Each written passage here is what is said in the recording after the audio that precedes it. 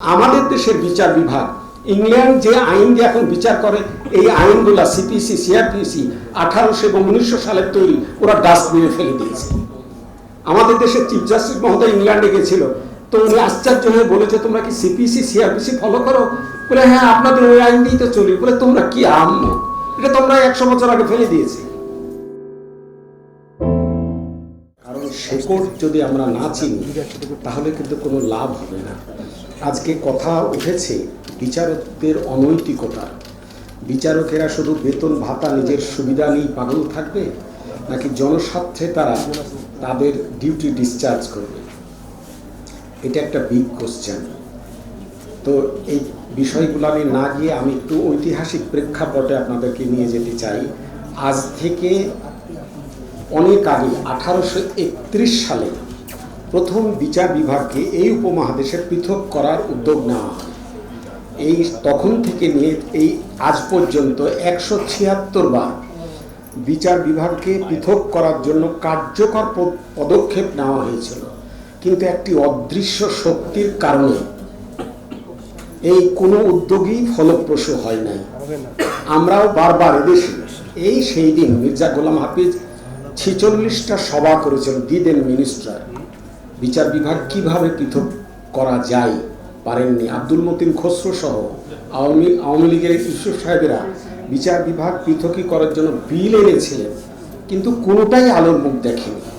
এবং সর্বশেষ 1 নভেম্বর যে বিচার বিভাগ পৃথক হলো বলে আপনারা বলছেন, আমি 16 আনার দ্বিমত। প্রাতিষ্ঠানিক বা কাগজি পৃথকীকরণ আমি অন্তর থেকে এটাকে গ্রহণই করতে পারি না। আজও বিচার বিভাগ মোটেও স্বাধীন নয়, মোটেও পৃথক নয়। কারণ আজও বিচার বিভাগকে নিয়ন্ত্রণ করে প্রশাসন।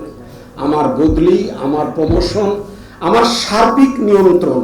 আপনাদের একটু দৃষ্টি ফেরাতে চাই, পৃথিবীর ইতিহাসে কি এরকম আছে কোনো দেশের অ্যাপিল বিভাগ প্রধান বিচারপতি পদত্যাগ করে একসাথে চলে গেছে? এটা নাই। আপনাদেরকে আরও বলতে চাই, বিচার বিভাগ প্রশাসন বিভাগের কোনো কাজে ইন্টারফেয়ার করতে পারে না, আইন বিভাগের কাজে ইন্টারফেয়ার করতে পারে না। স্টেটের 3টি অর্গানকে আলাদা আলাদা কাজ করতে দিতে হবে, তাদেরও অ্যাডমিনিস্ট্রেটিভ ডিসক্রিপশন আছে, সেখানে বিচারকেরাও হস্তক্ষেপ করতে পারে না। এটা তাদের মনে রাখা উচিত। কিন্তু আমরা দেখেছি কি, টোটাল বিচার বিভাগ স্বাধীন তো দূরের কথা, একবারে প্রশাসন মানে রাজনৈতিক নেতৃবৃন্দ এটা পেটের মধ্যে ডাইজেস্ট করে ফেলেছে। ফরমাইশি জাজমেন্ট হয়েছে এখানে। জনগণের অধিকার কিভাবে ভুলণ্ঠিত হয়েছে আপনারাই আপনাদের বক্তব্যে বললেন। আপনি বললেন একটা মামলা 30 বছর, আমি ডিসপোজাল করেছি সিরাজগঞ্জে 68 বছর, 73 বছরের মামলা, এরকম প্রায় 26 থেকে 27টি মামলা আমি নিজে ডিসপোজাল করেছি আমার সব অফিসারদেরকে নিয়ে। বিচার বিভাগের যে করুণ চিত্র, সাইমালটেনিয়াসলি আজকের ইংল্যান্ডের বিচার বিভাগ সম্পর্কে একটু বলি। ওখানে একটা সিভিল লিটিগেশন হলে ক্লেম স্টেটমেন্ট আকারে সব কিছু ওখানে সাবমিট করতে হয়, আমরা যেটাকে আরজি বলি। বিবাদীকে ইনফর্ম করা, নোটিশ দেওয়া, কারণ আধুনিক যুগ মোবাইল ইন্টারনেটে দিয়ে দেয়। আদালতের প্রসেস সার্ভার যাওয়ার কোনো প্রয়োজন হয় না। 14 দিনের ডেট হয়, 14 দিন পর আদার সাইড এসে যদি রিটেন স্টেটমেন্ট না দেয়, সেই দিনে ডিফল্ট জাজমেন্ট দিয়ে দেয় বিচারক।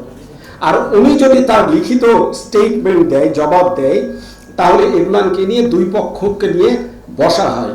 তারা এডিআর করবে না এইভাবে আগাবে, আর অন্য কোনো ডিসকভারি ইন্সপেকশন একটা আমাদের চ্যাপ্টার আছে, ইয়ারকে স্টেজ আছে, সেটা করে নিয়ে ডাইরেক্ট পিএইচে। ওখানে ওরাল এভিডেন্সের কোনো বিধানই নাই। আমাদের বিচারকের, আমি নিজে কোনো দিন 200-300 পৃষ্ঠার এভিডেন্স রেকর্ড করেছি। এটা অমানবিক। আমাদের বিচারকেরা এখনো তাই করে। একটা মার্ডার কেসে, একটা সিভিল কেসে এই কলম পেশার কাজ সারাটা দিন ওটা করতে করতেই চলে যায়। কখন আমি অর্ডার লিখবো, কখন রায় লিখবো। আমাদের দেশের বিচার বিভাগ ইংল্যান্ড যে আইন দিয়ে এখন বিচার করে এই আইনগুলা সিপিসি সিআরপিসি 1800 এবং 1900 সালের তৈরি, ওরা ডাস্টবিনে ফেলে দিয়েছে। আমাদের দেশের চিফ জাস্টিস মহোদয় ইংল্যান্ডে গেছিল, তো উনি আশ্চর্য হয়ে বলেছে তোমরা কি সিপিসি সিআরপিসি ফলো করো? বলে হ্যাঁ, আপনাদের ওই আইন দিয়েই তো চলি। বলে তোমরা কি আম্মু, এটা তোমরা 100 বছর আগে ফেলে দিয়েছি। তো সেটা দিয়ে বিচার করি। এখনো সম্ভব 3 মাসে 6 মাসে একটা সিভিল লিটিগেশন ডিসপোজাল করা, কিন্তু আমাদের সেরকম মানসিকতা নাই। কেন নাই? 53 বছরের ইতিহাসে কোনো রাজনৈতিক দল এদেশের জনকল্যাণে কোনো কিছুই করেনি। আমি জোর গলায় এটা বলতে চাই। তারা করেছে তাদের শাসন শোষণের জন্য, যেমন ইংরেজরা করেছিল, তাদের পদ তাদের গদি রক্ষার জন্য কাজ করেছে। জনস্বার্থে কেউ কার্যকর কোনো ভূমিকা পালন করেনি। এবং সংবিধানে যে 16 বার সংশোধনী হলো, ব্যক্তি স্বার্থে ম্যালাফাইড ইন্টেনশনে করা হয়েছে। জনস্বার্থে কয়টা আইন হয়েছে আপনারা দেখান? হাজার হাজার আইন দেশে হয়েছে।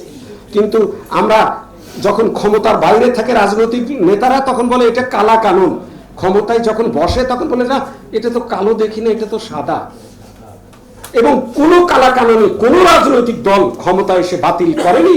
এই হচ্ছে reality of our political history. তো এই কারণেই এটা হয়নি। আমি আর একটা বিষয় বলে বক্তব্য শেষ করব, সেটা হলো এই মামলায়, সেপারেশনের মামলায় যে 12 দফা নির্দেশনা দেওয়া হলো, তার কোনোটি পুরোপুরি কার্যকর করা হয়নি। আজকের রিপোর্টে উপস্থাপক যেটা বলেছেন সেটাও সোলা আনা সঠিক নয়। নাজমুনারা ম্যাডামের নেতৃত্বে যে পে কমিশন করা হয়েছিল এবং জাজমেন্টে লেখা আছে একে বাস্তবায়ন করতে সরকার বাধ্য, কিন্তু সেটাকে তোয়াক্কাই করে না প্রশাসন। আর ওই পে কমিশনের এখন মৃত্যু হয়েছে। আমাদের ওই পে কমিশনার নাই, এখন ইনঅ্যাক্টিভ। এই একটা উদাহরণ দিলাম। বিচার বিভাগের স্বাধীনতা, পৃথক কর্ম পরিবেশ দেওয়ার জন্য কোনো কার্যকর কার্যক্রম এ পর্যন্ত গৃহীত হয় নাই, বরং সব জায়গায় অবস্ট্রাকশন সৃষ্টি করা হয়েছে। জাজমেন্টে বলা হয়েছিল অ্যাপিলেট ডিভিশনের, পড়লেন আপনার, নট কি mix up, fix up, get together, এই কথাগুলোকে ডেমোলিশ করে দিয়েছে। এগুলো একটাও ফলো করা হয়নি। তখন নট লেস দেন সচিব উনি যোগ করে এজলাসে বলতেন বিশেষ পশু, বিশেষ হাঁস, এইভাবে বলতেন। আমি থেকে শুনেছি।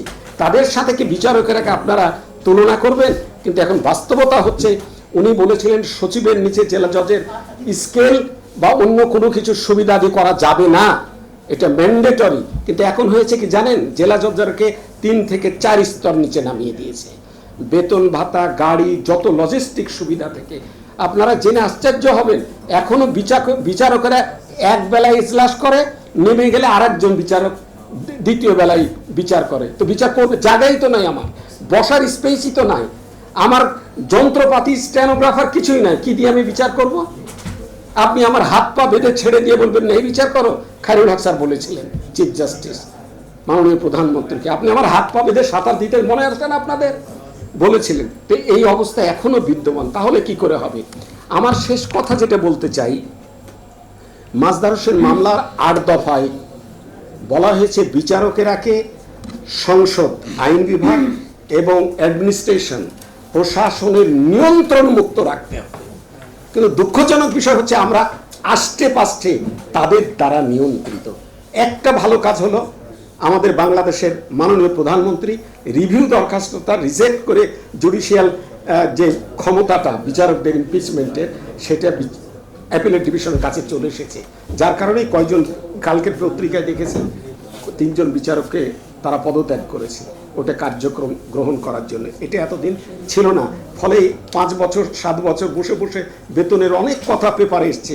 এটা বাস্তব কারণটা আপনাদের দেখতে হবে, আইনের অনুপস্থিত জনিত কারণে 1 লাইনের একটা আইন করা যায় নাই। তো এখন যেহেতু বলা হয়েছে এদের নিয়ন্ত্রণ মুক্ত রাখতে হবে, আমার বদলি, আমার নিয়ন্ত্রণ, আমার শৃঙ্খলা কার আন্ডারে হবে, এই যে বলা আছে আমাদের 72-এর সংবিধানে। প্রেসিডেন্ট যে জায়গায় লেখা ছিল সেখানে লেখা ছিল বিচারকদের নিয়োগ, নিয়ন্ত্রণ, বদলি, শৃঙ্খলা সব হবে প্রধান বিচারপতি কর্তৃক। এটা 72 সালের সংবিধান, আপনাদেরকে মনে রাখতে হবে। এবং সেখানে জেলা জজদেরকে কোথায় রাখা হয়েছিল আপনারা খুঁজে দেখেন। লম্বা এগুলো আমি বলতে চাই না, ওয়ারেন্ট অফ প্রেসিডেন্সির কথা বলেছেন। জেলা জজদেরকে অনেক উচ্চে রাখা হয়েছিল, আজকে নামাতে নামাতে নামাতে নিচে নামিয়ে দেওয়া হয়েছে। তারাকে গণ্য করা হয় না, তারাকে কোনো কিছু দিতে চাই না। অথচ প্রশাসনের একজন ডিএস গাড়ি পাচ্ছে রিডিউসড রেটে। একই আইন, ডিসক্রিমিনেশন হচ্ছে, অন্য অন্য ক্যাডারকে দেওয়া হচ্ছে না, এটাও বৈষম্য। তো এখন যেহেতু পৃথক সচিবালয় করে বিচারকদের নিয়ন্ত্রণ, তাদের শৃঙ্খলা প্রধান বিচারপতির নেতৃত্বে হওয়ার জন্য সারা দেশ এবং বিচার বিভাগ সহ সাধারণ জনগণ চাই এবং দীর্ঘদিনের দাবি, এটাও হচ্ছে না কেন? এই মর্মে একটা বাংলাদেশের মাননীয় প্রধান বিচারপতি একটা নোট পাঠিয়েছে আমাদের আইন উপদেষ্টার কাছে, এবং তিনি এটা বিচার বিভাগের নিয়ন্ত্রণে নিতে চাচ্ছে। অর্থাৎ ৭২ সালের যে সংবিধান ছিল সেই অবস্থায় ফিরে যেতে চাচ্ছি আমরা। বিচার বিভাগের নিয়ন্ত্রণ প্রধান বিচারপতি কর্তৃক প্রযুক্ত হবে। এর জন্য প্রজ্ঞাপন জারি করতে হবে, বিধি করতে হবে। তিনি সেই কাজটাই উদ্যোগ নিয়েছেন। এখন যদিও মাজদার হোসেন মামলার হাইকোর্ট এবং অ্যাপিলেট ডিভিশনে সচিবালয়, সেক্রেটারিয়েট শব্দটা নাই, কিন্তু ডাইরেক্টলি ৮ দফায় বলা আছে আইন বিভাগ অর্থাৎ পার্লামেন্ট অ্যান্ড প্রশাসন, অ্যাডমিনিস্ট্রেশনের নিয়ন্ত্রণ মুক্ত রাখতে হবে বিচারকদের।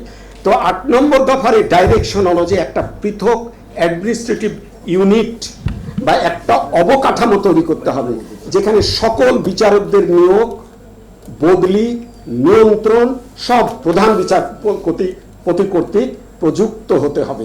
এটা আমরা সবাই চাই। এটা না হলে বিচার বিভাগের কর্মপরিবেশ, ওই স্বাধীনতা যত কথা বলছেন কোনোটাই ইনশিওর হবে না।